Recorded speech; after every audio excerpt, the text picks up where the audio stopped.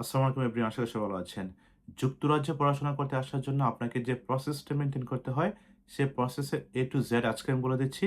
আশা করি আজকের পর আপনার কোনো আর কনফিউশন থাকবে না। যুক্তরাজ্যে পড়াশোনা করতে আসার জন্য আপনাকে ১ম যে কাজটা করতে হবে সেটা হচ্ছে আপনার একাডেমিক সার্টিফিকেটগুলো রেডি করতে হবে। অরিজিনাল সার্টিফিকেটগুলো হাতে রাখবেন। তার পাশাপাশি হচ্ছে আপনি IELTS পরীক্ষাটা দিয়ে দিবেন। যখনই আপনার IELTS রেজাল্টটা হয়ে যাবে, আপনি ডিফারেন্ট টাইপস অফ ইউনিভার্সিটি খোঁজা শুরু করে দেবেন। আপনার কোর্সের জন্য কোন ইউনিভার্সিটিটা বেটার হবে, আপনি কোন ইউনিভার্সিটিতে গেলে আপনার জন্য ফিউচারটা গ্রোথ করবে অথবা আপনার যে ড্রিম কোন একটা ইউনিভার্সিটি রয়েছে সেটা খোঁজা শুরু করে দিবেন। ইউনিভার্সিটি খোঁজার সাথে, সাথে আপনি যে কাজটা করবেন সেটা হচ্ছে ২ টা রেফারেন্স লেটার রেডি করা। যদি আপনি জাস্ট একজন স্টুডেন্ট হয়ে থাকেন, সম্প্রতি অনার্স করেছেন অথবা ইন্টারমিডিয়েট করেছেন, তাহলে আপনি ২ টা রেফারেন্স লেটার নিয়ে নিবেন আপনার ২ টা প্রফেসরের কাছ থেকেই। আর যদি আপনি অনার্স করার পরে কোথাও ২-১ বছর জব করে থাকেন, তাহলে একটা রেফারেন্স লেটার নিবেন হচ্ছে আপনার প্রফেসরের কাছ থেকে, একটা রেফারেন্স লেটার নিবেন হচ্ছে আপনার যে জব সেক্টর রয়েছে, সেই জব সেক্টর থেকে, আই মিন অফিস থেকে। তাহলে যদি রেফারেন্স লেটারটা হয়ে যায়, তার পাশাপাশি IELTS সার্টিফিকেটটা হয়ে যায়, আপনার একাডেমিক সার্টিফিকেটস গুলো রেডি হয়ে যায়। দেন আপনি আপনার যে এক্সট্রা কারিকুলার এক্টিভিটিস গুলো রয়েছে, সিভিটা রেডি করে সবগুলো একসাথে করে আপনি আপনার যে ইউনিভার্সিটিটা খুঁজে পেয়েছেন, সেই ইউনিভার্সিটির ওয়েবসাইটে গিয়ে ওই সাবজেক্টে ক্লিক করে সেই সাবজেক্টে আপনি অ্যাপ্লিকেশনটা লঞ্চ করে দিবেন।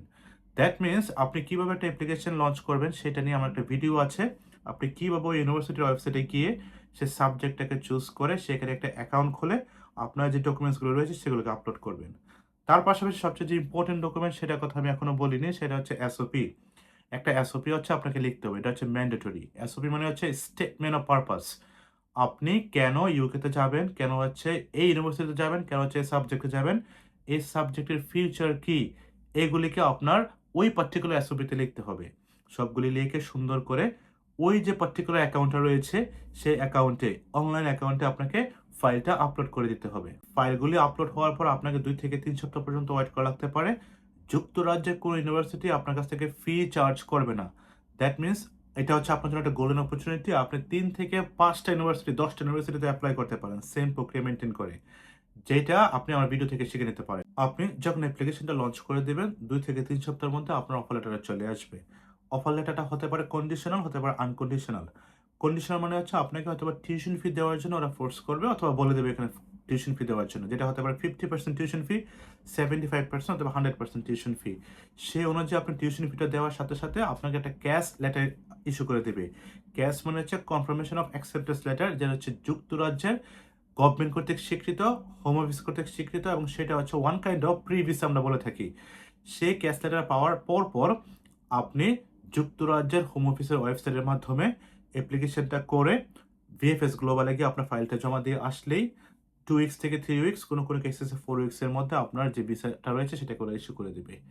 এই হচ্ছে সামগ্রিক প্রক্রিয়া। দ্যাট মিনস আপনি আপনার সার্টিফিকেট কালেকশন থেকে শুরু করে রেফারেন্স লেটার রেডি করা, এসওপি লিখে, সিভি লিখে, একটা ইউনিভার্সিটি ডিসাইড করে সেখানে আপলোড করে দিয়ে দেন একটা ক্যাশ লেটার নিয়ে সেই ক্যাশ লেটারের মাধ্যমে আপনি যুক্তরাজ্যের হোম অফিসের যে ওয়েবসাইট রয়েছে gov.uk, সেখানে ভিসার জন্য এপ্লাই করে দিলেই আপনার ভিসাটা আশা করি খুব সহজে হয়ে যাবে। তারপর বাংলাদেশ থেকে যে কাজটা আপনার করতে হবে যখন ভিসার জন্য এপ্লাই করবেন, সেটা হচ্ছে বাংলাদেশে একটা ব্যাংক অ্যাকাউন্টে আপনার নিজের নামে ২৮ দিনের জন্য অন্ততপক্ষে ২০ থেকে ৩০ লক্ষ টাকা রাখতে হবে। এটা ডিপেন্ড করে এগেইন যে আপনি কতটুকু টিউশন ফি দিচ্ছেন, কতটুকু টিউশন ফি লেফট রয়েছে, বাকি রয়েছে সেটার উপর। এই প্রক্রিয়াটা হচ্ছে অ্যাকচুয়ালি যুক্তরাজ্যে আসার জন্য, যুক্তরাজ্যে পড়াশোনা করতে আসার জন্য একটা সিম্পল প্রক্রিয়া। যে প্রক্রিয়াটার জন্য আমরা বিভিন্ন ধরনের কোয়েশ্চেনস করে থাকি, দালালের কাছে যেয়ে থাকি এবং ওদের কাছে গিয়ে অনেক সময় প্রতারিত হয়ে থাকি এবং ভিসাও রিজেকশন হয়ে যায়। সো মাথায় রাখবেন এই প্রক্রিয়াটা হচ্ছে আপনার আল্টিমেট প্রক্রিয়া। তারপরে যদি কোনো কোয়েশ্চেনস থাকে, কোনো কোয়েরিজ থাকে, নিচে কমেন্টস করেন। আমি চেষ্টা করব আপনাকে অ্যাডভাইস করার জন্য। Remember, free advice.